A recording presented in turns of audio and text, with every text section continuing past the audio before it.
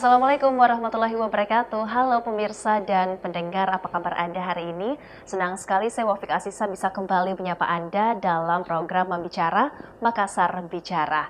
Nah pemirsa dan pendengar, hari ini kami bersama dengan tim Fajar TV berkunjung langsung di kantor Kejari Kabupaten Goa. Nah, pemirsa dan pendengar, kami ingin mengajak Anda untuk mengenal lebih jauh soal pelayanan hukum di Kejari Kabupaten Goa, Provinsi Sulawesi Selatan. Nah, untuk membahasnya lebih jauh, sudah hadir bersama saya Kepala Kejaksaan Negeri Kabupaten Goa, Ibu Yeni Andriani SHMH. Assalamualaikum Ibu. Waalaikumsalam warahmatullahi wabarakatuh. Selamat pagi dan Selamat salam sejahtera buat kita semua. Apa kabar Ibu Yeni hari ini? Alhamdulillah, baik, tetap semangat.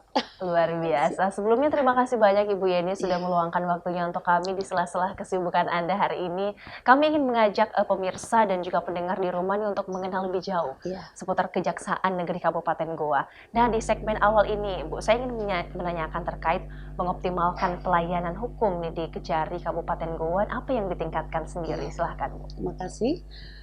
Kejaksaan Negeri Goa ini, kami di sini adalah Kejaksaan Negeri sama kelas 1, di mana jumlah pegawai kami ada 100 orang dan jaksa kami ada sekitar 20 orang. Nah, ini menjadi tantangan buat kita ke depannya, bagaimana kami di sini mengutamakan untuk melaksanakan pelayanan publik kepada masyarakat agar masyarakat lebih banyak tahu apa sih sebenarnya yang sudah dilakukan oleh Kejaksaan Negeri Goa khususnya. Untuk meningkatkan pelayanan kepada masyarakat, di Kejaksaan Negeri Goa ini kami mempunyai beberapa program. Salah satu yang menjadi program unggulan kami adalah di mana kami selalu melaksanakan pendekatan-pendekatan kepada masyarakat, khususnya di Kabupaten Goa. Salah satu kegiatan kami yang utama di sini kami memiliki namanya Jaksa Menyapa. Kemudian kami di sini ada ngobrol pintar dengan kejaksaan, di mana warga masyarakat bisa langsung datang. Kemudian kami di sini juga mempunyai penyuluhan hukum secara gratis kepada masyarakat. Masyarakat bisa datang ke sini, kemudian halo jaksa, di mana jaksa di sini bisa menyapa masyarakat yang ingin mengetahui tentang hukum itu sendiri apa yang ada di Kabupaten Goa ini, khususnya di Kejaksaan Negeri Goa. Saya tertarik tadi Bu soal penyuluhan hukum secara gratis. Ini bisa dijelaskan sistemnya itu seperti apa? Ya, jadi penyuluhan hukum secara gratis ini kami pertama kami melakukan dulu sosialisasi ya.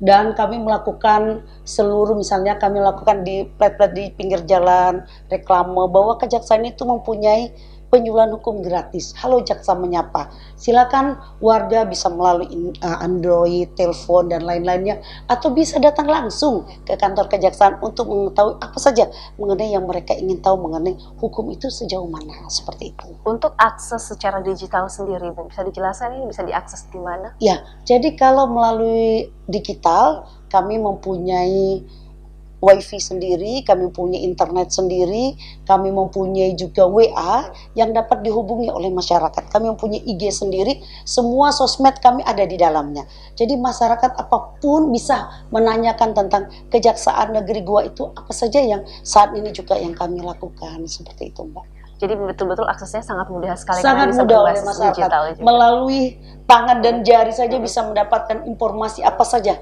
kegiatan yang kami lakukan ataupun prestasi kerja yang kami lakukan. Kami juga di sini ada program Sipaka Ingat, saling mengingatkan kepada masyarakat.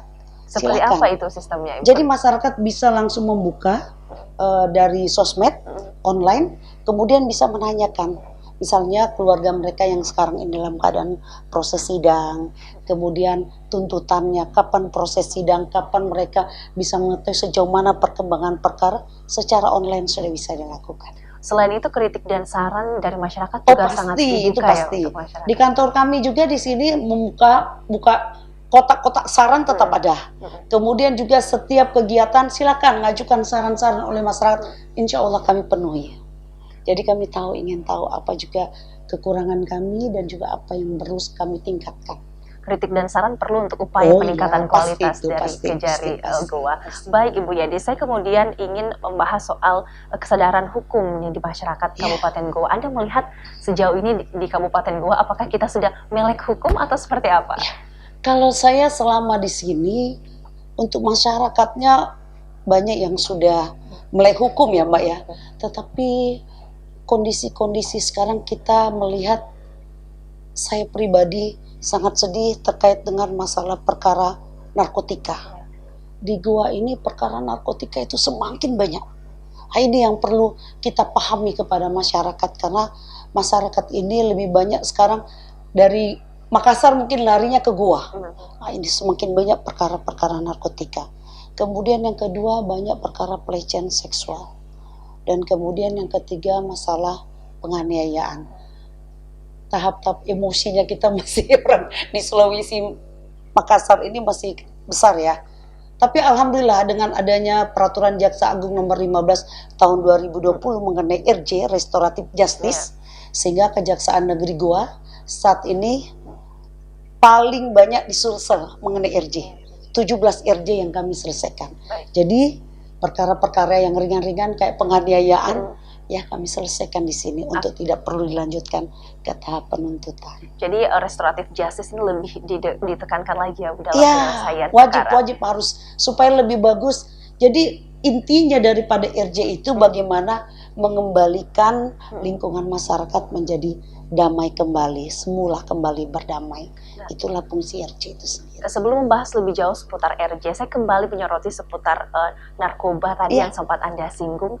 Apa yang perlu sama-sama dilakukan pemerintah sendiri dan masyarakat untuk bisa Kabupaten Goa ini kita bebas dari narkoba? Oke, yang pertama tidak hanya Kejaksaan Negeri saja, tetapi seluruh elemen masyarakat dan pemerintah kabupaten kita bersama-sama turun, baik dari misalnya dari tokoh-tokoh agama, tokoh-tokoh adat, masyarakat, sekolah dan semua kita turun. Bagaimana anak-anak ini yang mulai dari dasar ini yang kita pahami bahwa undang-undang narkotika itu menjerat mereka itu sangat berat. Nah ini yang kita harus pahami.